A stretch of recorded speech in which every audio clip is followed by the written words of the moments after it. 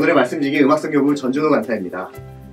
대한민국, 한국인, 한류, K-POP뿐만 아니라 코로나 시대의 K-방역까지 이런 이야기들을 통해 대한민국의 위상이 높아지고 있다는 소식을 여러분도 한 번쯤은 접해보셨으리라 생각합니다.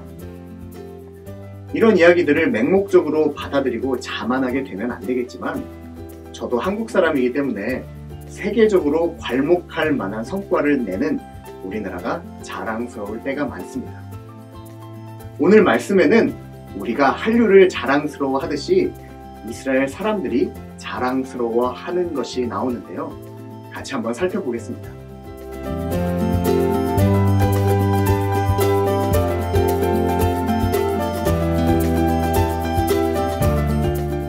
방금 말씀드린 대로 예수님 당시 유대인들에게도 자랑거리가 하나 있었습니다. 그것은 바로 예루살렘 성전이었습니다.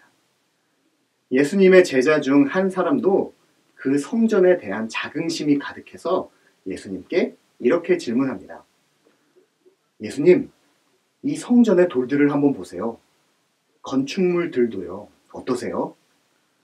사실 예수님께서는 이미 성전이 강도의 소굴로 변해버렸다고 말씀하셨습니다. 그런데도 그 제자는 성전의 아름다움에 도취되어 있는 것 같아 보였습니다.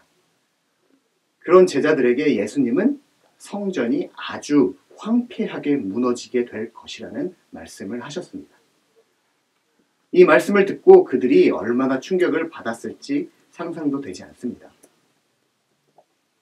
성전에서 나와 감람산에 올라가 앉으신 예수님께 제자들은 성전이 언제 무너지게 될 것인지 조용히 묻습니다. 제자들은 성전이 무너지게 될 그때는 세상이 끝나는 종말의 때이고 주님의 재림이 있는 그때와 일치한다고 생각했습니다. 이런 제자들의 질문에 예수님께서는 성전이 실제로 AD 70년에 로마의 침공에 의해 무너지게 되는 그때의 이야기와 더불어 마지막 때에 대한 교훈을 함께 주십니다. 이 교훈은 바로 조심하라라는 것입니다. 특별히 오늘 우리가 함께 본 13장 5절부터 13절까지는 그런 마지막 때가 시작되는 징조에 대한 이야기를 담고 있습니다. 출산을 앞둔 여인의 진통이 점차 심해지듯 마지막 때를 나타내는 재난은 점차 전개되며 끝을 향해 가게 될 것입니다. 자신을 예수라고 하여 사람들을 미혹하는 자가 나타날 것이고 난리와 전쟁, 자연재해, 믿는 사람들을 향한 핍박이 있을 것입니다. 이것들이 바로 마지막 때를 향한 재난의 진통이 시작되었음을 보여주는 표시입니다. 그렇지만 아직 그것으로 끝이 아니라는 것을 기억하라고 예수님은 말씀하십니다. 이후 제자들은 로마의 박해 속에서 재난의 시작을 경험하며 살았습니다. 우리 역시 제자들과 마찬가지로 마지막 때를 향해 가는 진통의 시기를 살고 있습니다. 이런 마지막 때를 살아가며 믿는 우리가 택할 태도는 무엇일까요? 바로 오늘 예수님의 말씀처럼 스스로 조심하는 것입니다. 먼저 우리는 눈에 보이는 화려한 겉모습에 넘어가지 않도록 조심해야 합니다. 그 속에 감추어진 인간의 부패와 타락상을 볼 수 있는 믿음의 안목을 가질 수 있도록 성령님의 도우심을 구해야 합니다. 또한 우리는 믿는 자가 겪게 될 고난 속에서 우리의 사명, 복음을 증거하는 일을 잊지 않도록 조심해야 합니다. 초대 교회의 교부 테르툴리아누스는 순교자들의 피가 교회의 씨앗이라고 말했습니다.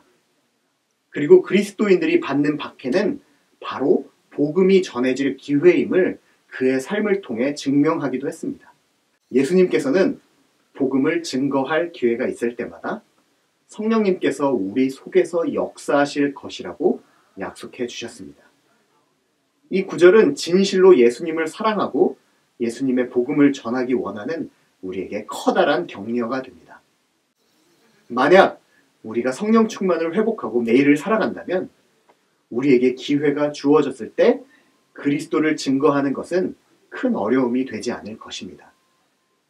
예수님께서는 천국 복음이 모든 민족에게 증거되어야 끝이 오게 된다고 강조하십니다.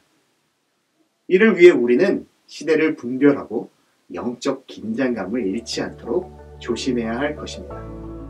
지금도 성령님께서는 우리를 돕기 위해 기다리고 계십니다.